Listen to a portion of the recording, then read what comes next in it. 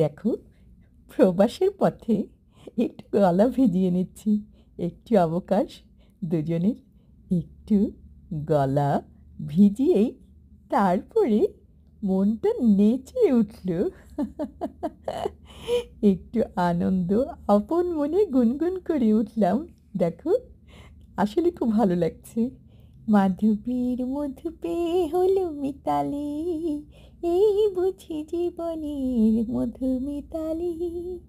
জলে দেখি জোনাকি, মনে হলো আনমো নাকি।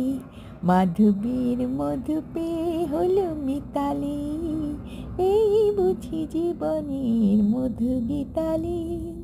তাই কি বাতাস ফুলের গন্ধে ভরানো, তাই কি নয়ন মধুর স্বপ্নে জড়ানো।